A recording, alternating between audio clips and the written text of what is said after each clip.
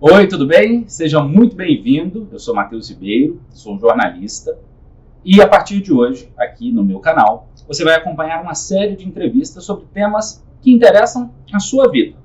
Temas que têm relação com o nosso noticiário da semana, temas que despertam curiosidade e que podem trazer informações relevantes para a sua vida. Hoje, nessa estreia, a gente começa falando sobre aquilo que todo brasileiro está desejando. Pelo menos deveria, né, gente? A vacina contra a Covid-19. A gente vive a expectativa pelo início de uma campanha de vacinação que pode pôr fim a essa pandemia que nos assusta há pelo menos 11 meses.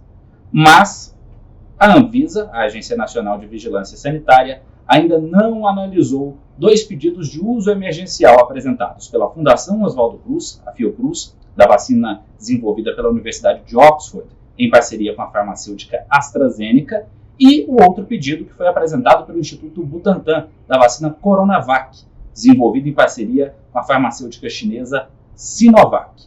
A votação, a escolha, a decisão da Anvisa está marcada para domingo, numa transmissão ao vivo. A gente vai acompanhar como se fosse final de Copa do Mundo, né? Mas para trazer mais informações sobre essas vacinas e sobre a importância da vacinação, eu vou conversar hoje com a médica infectologista e professora do CEUB, Universidade aqui de Brasília, doutora Joana Dark. Muito obrigado pela sua entrevista. Eu que agradeço a oportunidade. Muito bom estar aqui com você. Doutora, a gente viu um assunto que tomou conta das redes sociais nos últimos dias, que foi sobre eficácia da vacina Coronavac. Inicialmente, o Instituto Butantan divulgou uma eficácia de 78%. Dias depois, foi revelado que a eficácia global da vacina era outra, 50,4%. Qual é a impressão que nós podemos ter desses números? O que esses números nos representam, professora? Ok. Então, a eficácia de mais de 50% é uma boa eficácia, até porque nós temos outras vacinas que têm eficácia semelhante, que são muito úteis para a contenção de doenças infecciosas, como, por exemplo, a própria vacina da gripe, rotavírus e outras. E sem falar que essa eficácia foi nessa população que a gente analisou aqui no Brasil. Em outros países, por exemplo, em outras populações, a eficácia foi maior.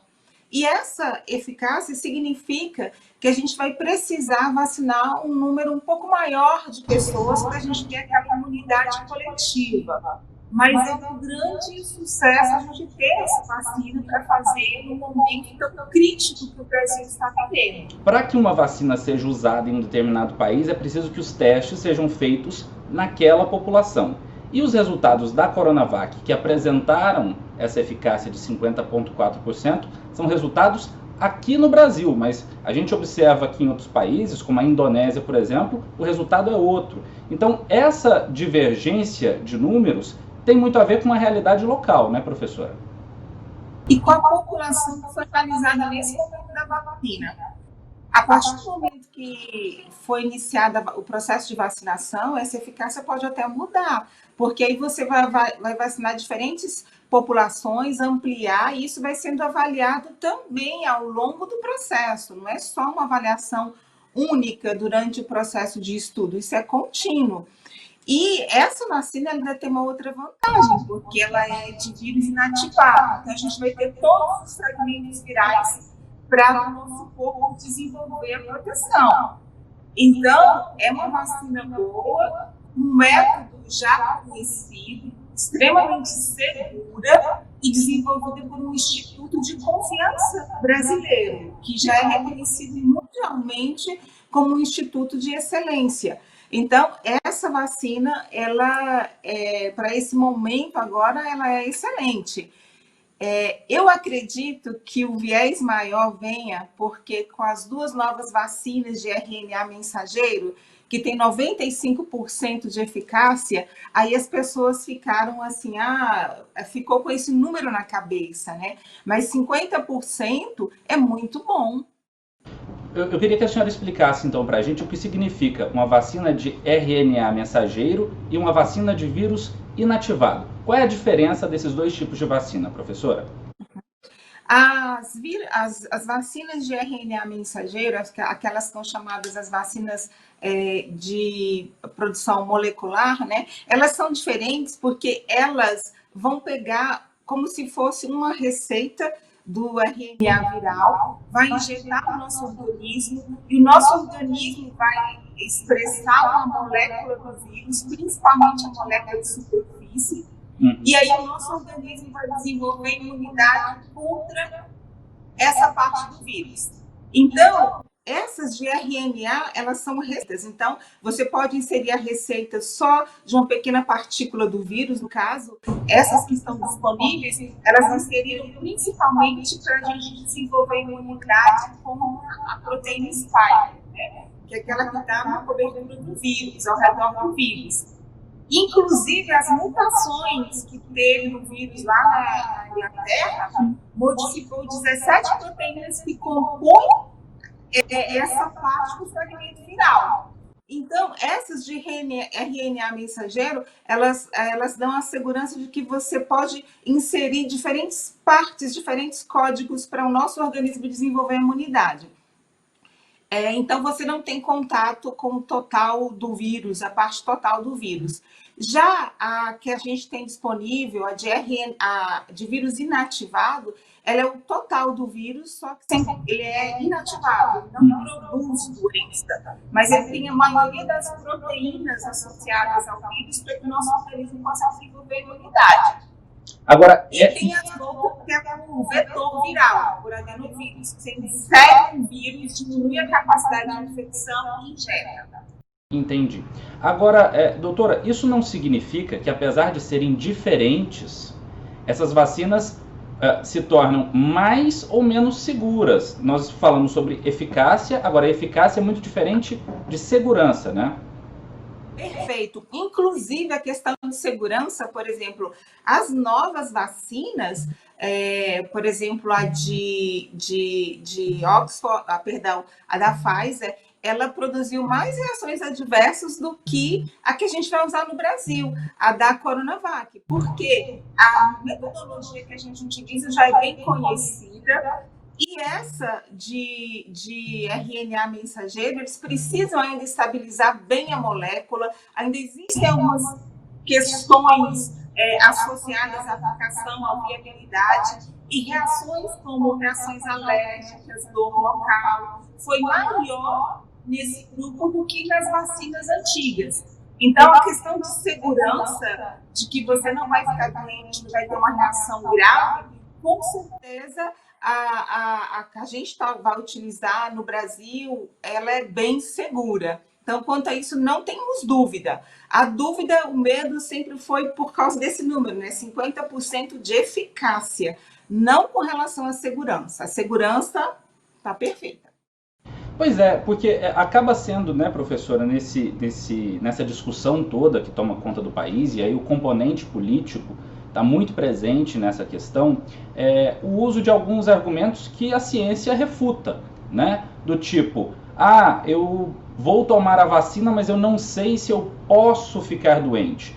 Se eu ficar doente, não é a vacina que me deixou doente, né? Mas sim o vírus que, de fato, agiu no meu organismo e provocou algum efeito colateral. Mas isso não significa que a vacina deixará as pessoas doentes. É importante frisar esse ponto, né? É muito importante, até porque, por exemplo, a Coronavac está utilizando um vírus inativado.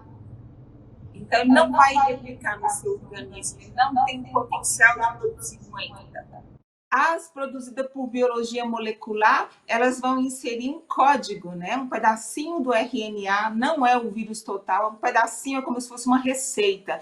Então, você também não tem contato, não tem multiplicação do vírus no seu organismo. E nem vai entrar no seu DNA e modificar. E as outras, que são de vírus inativados, essas a gente tem um pouquinho mais de cuidado, porque o vírus ele é inativado, então em algumas pessoas com imunossupressão, elas podem ter um pouquinho mais de sintomas, né? Pode desenvolver uma febre, e aí a gente tem algumas vacinas, como por exemplo a hepatite B, e outras vacinas que a gente usa de vírus vivo atenuado, que aí a gente não pode utilizar em todos. aqueles imunossuprimidos, por exemplo, a gente não fala. Uhum.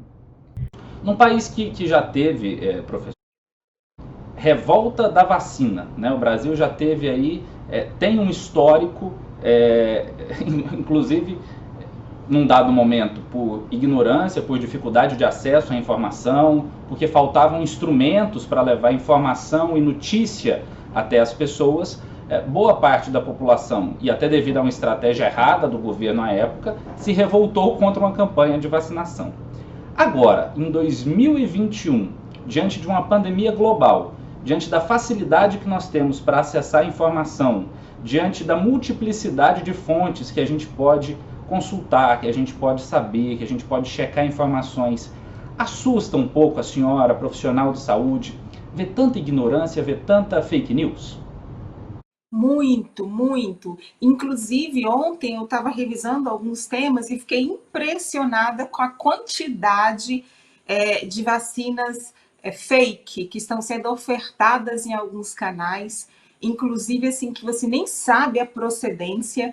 É tanto movimento contra a vacina quanto movimento para a venda e utilização de vacinas que não são adequadas de procedência adequada. Eu gostaria de lembrar que na época da febre amarela, na época da revolta da vacina, o Brasil ele atuou de uma forma, ele obrigou a fazer a vacina, mas teve uma estratégia sanitária. Inclusive, naquela época, nós tínhamos portos e aeroportos fechados, porque ninguém queria comprar os produtos brasileiros por causa da febre amarela. Hoje nós vivemos uma situação também de dificuldade, que vai haver restrições por causa do movimento, a gente já tem fechamento de fronteiras por causa da doença. No passado isso aconteceu, e naquela época, claro, porque a medida obrigatória de entrar nas casas, de forçar as pessoas a serem vacinadas, não foi a mais adequada. Mas as estratégias sanitárias adotadas no passado, de controle de doenças, foram extraordinárias, inclusive com até a erradicação do Aedes aegypti e da febre amarela urbana. Então, a gente precisa rever esses pilares de controle sanitário no nosso país para a gente ter ações mais eficazes, porque agora, por exemplo, nós perdemos totalmente o controle com relação à pandemia. E aí, e aí são dois inimigos, né? Você tem um inimigo que é o vírus, que é um inimigo biológico, e você tem os inimigos sociais, né? As pessoas que fazem uso desse momento, que é um momento de desespero. Ontem eu fiquei muito assustado ao ver as notícias que chegaram de Manaus, faltando oxigênio, pacientes morrendo asfixiados, uma coisa desumana, né? Que acho que o ser humano que não fica consternado com uma notícia dessa já morreu por dentro, né? E aí o uso político dessas situações, essas mentiras que são criadas e espalhadas propositalmente, acabam complicando ainda mais a situação do nosso país junto ao mundo, né? Com certeza. Inclusive, quando a gente analisa, é interessante, porque essa questão de mutação viral, e à medida que o vírus muta, por exemplo, né, a gente tem até uma probabilidade de que o vírus se transmita mais facilmente, que inclusive é o que estão sugerindo em Manaus, né? Uma variante viral que se transmita mais rapidamente, como na própria Inglaterra. E no Brasil, que a gente ficou meses no topo da pandemia, onde o vírus teve bilhões de oportunidades de mutações, isso é terrível. E politicamente falando, é horrível para as nossas relações internacionais, para as nossas relações aqui com profissionais de saúde. A gente não tem um alinhamento das condutas, então isso é péssimo. A gente tem a categoria médica dividida com relação a tratamentos que não são confiáveis, com relação à confiabilidade de informações.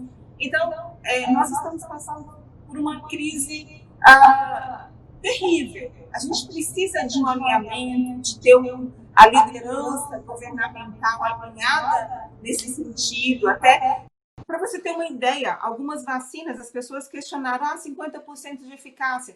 Tá, a gente podia ter uma vacina com até 94% de eficácia. O Chile comprou da Pfizer, o México também comprou da Pfizer. Países como o Chile, como o México, eles conseguiram se organizar politicamente e economicamente para adquirir diversas vacinas. Então, se a gente deseja uma vacina mais eficaz, a gente tinha que ter se programado. Mas vários países, eles desenvolveram estratégias diferentes para adquirir diferentes tipos de vacinas, já pensando na possibilidade de não ter disponível para toda a população e já imaginando a questão de logística, de aplicação, de produção. Então, tudo isso é organização, estratégia política, o que a gente precisa nesse momento. Inclusive, aqui no Distrito Federal, a Secretaria de Saúde vai produzir, né, alguns selos, salvo engano, são 6 cores diferentes, justamente para identificar nos cartões de vacinação que tipo de vacina aquele paciente, aquela pessoa tomou. A senhora entrou aí no assunto da vacina da Pfizer, né, que apesar de ter uma eficácia altíssima em comparação com as que nós já temos apresentadas aqui no Brasil, seria uma vacina que exigiria uma logística completamente diferente e talvez até impossível para um país de proporções continentais como o Brasil, com 220 milhões de habitantes, porque essa vacina precisa ficar armazenada a uma temperatura muito baixa, né, professora? A da Pfizer é a menos 70. E a da Moderna tem que ser armazenada a menos 20, se não me equivoco. Inclusive, até mesmo nos Estados Unidos, em outros países, eles estão tendo muito problema com a logística, em como armazenar, como levar. Aí, alguns países, por exemplo, na Holanda, eles tentaram iniciar pelas instituições de longa permanência. Aí a questão era, vamos abrir o frasco, tem que fazer imediatamente, não tem a temperatura suficiente. Por isso que é bem interessante a gente ter cuidado e ter um critério adequado de acordo com o país, com a logística. A Anvisa tem que realmente estar atenta a isso. E a gente também, porque vai surgir um monte de vacinas. Só em janeiro já eram 60 vacinas. Então, assim, vai surgir um boom de vacinas para a gente escolher, para a gente optar. Então, a gente tem que ter muita cautela como usuário, onde você vai fazer a sua vacina, qual a vacina que você vai fazer, se tem aprovação da Anvisa. Tem sites aí escuros, né, obscuros, que estão oferecendo vacinas já a R$1.000, informando que trouxe já da Índia, da China, de diversos locais. Então, acho que a gente tem que ser muito criterioso em todos os Até porque, numa questão de vacinação, a gente precisa pensar também em questões sociais, né? Vejamos só o caos que está no Amazonas, e aí você tem uma vacina que precisa ficar armazenada a menos 70 graus. Você vai fazer uma campanha de vacinação no interior do Amazonas, que já sofre com problemas básicos, né? Um país que sofre com problema de saneamento básico, como o Brasil, algo que desencadeia uma série de outros problemas na nossa população. E aí você vai atender somente a população das grandes metrópoles? Você vai só vacinar quem tem acesso a tecnologias, a capacidade de deslocamento, que mora em grandes cidades? Também não é justo socialmente, né, professor? E daí a importância da gente reforçar que uma campanha de vacinação tem que ser gratuita, universal, de acesso a toda a população, né? Exatamente. Por exemplo, claro, né, na Europa, eu tenho alguns amigos em diferentes países e todos estão recebendo a vacina de forma gratuita. Então, isso seria o ideal. Agora a gente tem que ver também as condições, se o país tem condições de comprar o insumo para todo mundo. Porque o que acontece hoje no nosso Programa Nacional de Imunização, que, aliás, é um dos menores do mundo, né? O Programa Nacional de Imunização prioriza os mais vulneráveis. E hoje, com relação, por exemplo, ao coronavírus, quem a gente quer proteger? Aqueles 15% que mais complicam. Então, como estratégia de saúde pública, o governo tem que rever as condições orçamentárias e ver, porque o ideal seria que a gente imunizasse pelo menos mais de 70% da população para ter uma imunidade de rebanho, né? Agora, isso vai ser factível? Nós temos condições econômicas para comprar e para imunizar todo mundo? Então, assim, são vários fatores. Mas o ideal, sim, a luta que a gente tem que ter é vacina para todo mundo e gratuita. Concordo plenamente. Exatamente. Agora, professora, falando sobre o vírus em si, a gente viu aí novas mutações do coronavírus, né? Inclusive já há registros aqui no Brasil dessas cepas diferentes. A ciência teme que nós possamos ter novas variantes desse vírus, também com potencial pandêmico, também com potencial de causar toda essa devastação que a gente viu no mundo. Isso é um risco que nós estamos correndo? Olha, com certeza. Inclusive, um dos grandes problemas associados lá na Inglaterra à mutação viral foi justamente isso, como eu falei, das 17 mutações que encontraram, inúmeras estavam associadas à proteína que foi utilizada para a vacina. Sem falar que teve um potencial maior de transmissibilidade. Inclusive de Manaus agora. As pessoas estão levantando a hipótese de que esse aumento de número de casos seja por cepas que já voltaram. Então, isso é risco, inclusive, para as vacinas. Agora, com as novas metodologias, aí se tornou um pouco mais fácil o desenvolvimento de vacinas, mesmo com as mutações virais. Porque cada vírus vai ser analisado e a parte do RNA que tiver transformação, que tiver modificação, você tem como manipular isso em laboratório e produzir especificamente aquele fragmento que mutou. Mas tudo isso é um processo longo. É cedo dizer que nós teremos, com o coronavírus, ou mesmo que nós já temos, por exemplo, com o vírus da gripe, com H1N1, campanhas periódicas de vacinação. Isso já pode ser afirmado, professora? Olha, eu vi um estudo recente que lançaram recentemente de que, por exemplo, 85% das pessoas que tiveram coronavírus, né, de forma natural, que se infectaram, desenvolveram uma imunidade protetora prolongada por mais de 6 meses, né? O tempo de duração da imunidade ainda está sendo analisado, porque é uma doença nova. Mas, aparentemente, como a gente não conseguiu manter as estratégias de contenção da pandemia de forma adequada, porque se a gente tivesse contido a pandemia e a vacina chegasse mais rápido, a gente conseguiria até eliminar o vírus, né?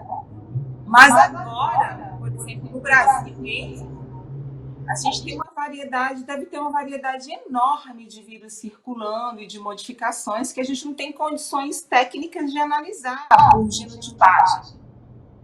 Então, mais provável que se torne uma doença endêmica, né, que vai ficar aí sazonal, a gente tem, e que a gente vai ter sim que lançar mão da imunização periodicamente, é o mais provável.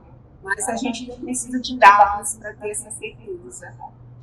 Professora, para arrematar a nossa entrevista, esse papo que eu tenho certeza vai ser muito esclarecedor para quem está nos acompanhando, eu queria que a senhora deixasse uma mensagem sobre a importância de, nesse momento, os brasileiros se conscientizarem, de buscarem informações seguras, informações corretas, para que a gente consiga espalhar verdade e saúde para a nossa população. Nesse momento tão crítico, o ideal é que a gente possa buscar fontes confiáveis de informação e que a gente confie nos órgãos que a gente tem de fiscalização, de controle, e que ao escolher uma terapêutica, ao escolher uma vacina, você veja esse registro e tenha muito cuidado. Outra coisa, nós precisamos confiar e levar a sério as medidas de controle. Mesmo com a vacina, a gente precisa manter ainda a questão do distanciamento, a questão do uso de máscara. A gente não resolveu o problema e mesmo com a vacina ainda vai demorar e ainda existem outras doenças. Então, reflita sobre a sua postura como cidadão e como protetor para o nosso país. Pense também no coletivo, não pense só na sua família, vamos pensar nesse Brasil que hoje depende do comportamento de cada um e da atitude de cada um. Tenha cuidado antes de compartilhar uma informação que possa ser prejudicial. Doutora Joana Dark, médica infectologista e professora do CEUB, muito obrigado pela entrevista da senhora. Eu te agradeço. Espero ter ajudado. Foi muito bom. Até a próxima. Tchau, tchau. Tchau.